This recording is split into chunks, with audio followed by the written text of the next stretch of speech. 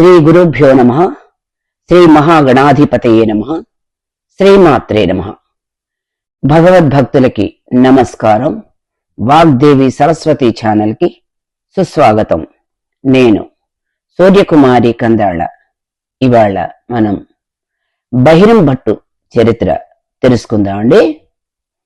పూర్వం ప్రతిష్టాపురంలో బహిరం భట్టు అనే బ్రాహ్మణుడు వేదాంగ సకల శాస్త్రాల్లో నిష్ణాతుడై ఉండేవాడు.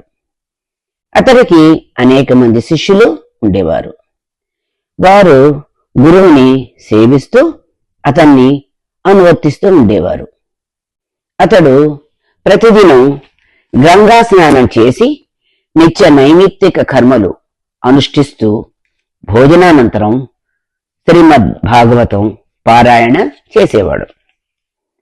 అతడు ఒక దినం భుజిస్తూ ఉండగా తను తినే పదార్థంలో ఉప్పు లేదు అని గ్రహించి భార్యతో, ఏమిటి ఈ దినం ఆహారం వండేటప్పుడు కూరలో ఉప్పు మరిచిపోయావా అని ప్రశ్నించగానే ఆ ఇల్లాలు నవ్వుతూ, ఇంకా 60 సంవత్సరాలు వచ్చినా నీ జిహ్వ రుచులు కోరుతోందే, ఇదే శ్రద్ధ భగవంతుడిపై ఉండి ఉంటే నిన్ను ముక్తికాంత వరించి ఉండేది అనగానే భట్టుగారికి ఆ మాట శూలంలా అనిపించి తనపై తనకే అసహ్యం అనిపించింది.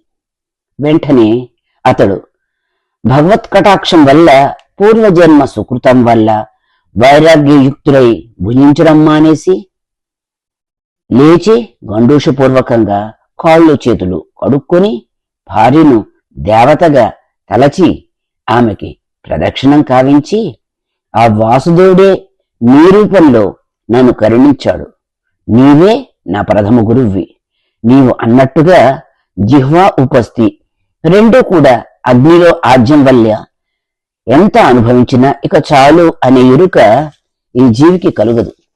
కాబట్టి ప్రయత్నపూర్వకంగా మనమే వాటిని విసర్జించాలి.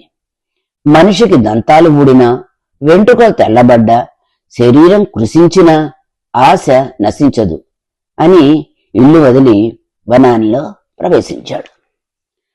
అతని బంధువులు, మిత్రులు, అతని భార్య వల్ల జరిగినటువంటి విషయం తెలుసుకుని అతన్ని వెతుక్కుంటూ వనానికి వెళ్ళి అతన్ని నిర్బంధించి ఇంటికి తీసుకొస్తుండగా అతడు, వీరు నేను ఎంత ఎటు వెళ్ళినా అనుసరించి తిరిగి తీసుకొచ్చి రాగలరు అని తలుచుకుని ఒక ఖాజీ దగ్గరికి వెళ్ళి, నేను మహమ్మదీయ మతాల్లో ప్రవేశిస్తాను అనగానే వారు అతనికి వారి మతాచారం ప్రకారము వారి మతంలో చేర్చుకున్నారు.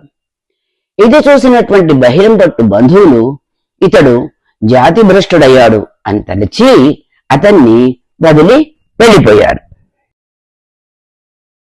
కొన్ని దినాల తర్వాత బహిరం భట్టు కాజీతో, నేను ఇప్పుడు తురుష్కున్నయ్యానా అని అనగానే వారు, మా పద్ధతిని అనుసరించి నిన్ను తురుష్కుని చేశాము అని బదులిచ్చారు.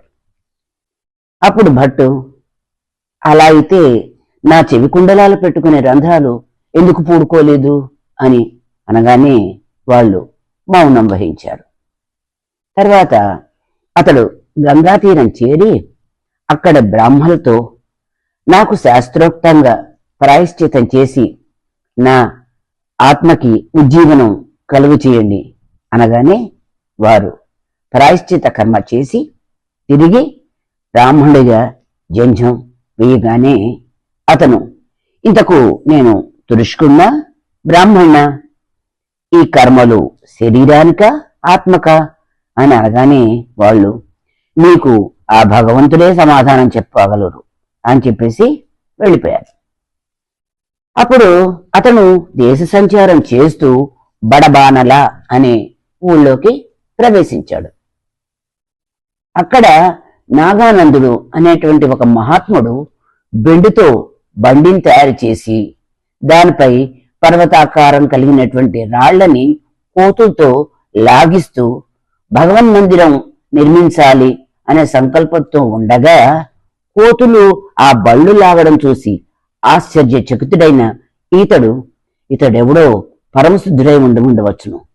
నాకు కలిగినటువంటి ఈ శంకకి సమాధానం ఇతనే చెప్పగలడు అని తలచేసి అతని ఎదుట నిలబడి, నేనెవ్వడిని చెప్పు, నీకు సామర్థ్యం చూస్తాను అని అనగానే అతడు కోపంతో తన చేతిలో ఉన్న బెత్తంతో బహిరంభట్టు తలపై కట్టగానే అతను కూలిపోయి ప్రాణం విడిచేశాడు.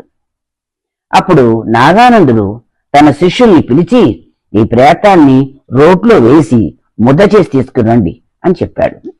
వారు అలాగే చేశారు. చేసి పిండాకారం చేసి తేగానే పిడకలు తెప్పించి ఆ పిండాన్ని దానిపై ఉంచి కాల్చి బూడిద చేసి ఆ భస్మరాజ్పై కృపను చూడగానే మంత్రజలం చల్లిన వెంటనే సజీవుడైన బహిరంభట్టు లేచి నాగానందుడికి నమస్కరించాడు. అప్పుడు నాగానందుడు, ఒరే మూడా, ఇప్పుడు చెప్పు, ఎవరు నువ్వు అనగానే వినయంగా నమస్కరించి బహిరంభట్టు, మీ కృప వల్ల సర్వం అవగతమైంది. నేను ఆత్మస్వరూపుణ్ణి అని జ్ఞానం కలిగింది. అందర్నీ రక్షించే పాండురంగుడిని ధ్యానించి జ్ఞానదేవ నామదేవ కబీర్దాసులు చూసిన స్వామిని చేరి ధన్యునవుతాను అని పండరీపురానికి వెళ్ళి స్వామిని దర్శించి సాధుగోష్ఠిలో బ్రహ్మానందాన్ని అనుభవించి శ్రీ భాగవతాన్ని 12 స్కందాలు మహారాష్ట్ర భాషలో అభంగ వృత్తాలుగా రచించి దైవ సాయుధ్యం పొందాడు. ఇంతటితో బహిరంభట్టు చరిత్ర సంపూర్ణం. వేరొక భక్తుల కథతో మళ్ళా కలుసుకుందామండి. అపూర్వమైన ఈ భక్తుల కథలు అందరికీ వినిపించడం మర్చిపోకండి. ఉంటానండి. సూర్యకుమారి కందాళ. నమస్కారం.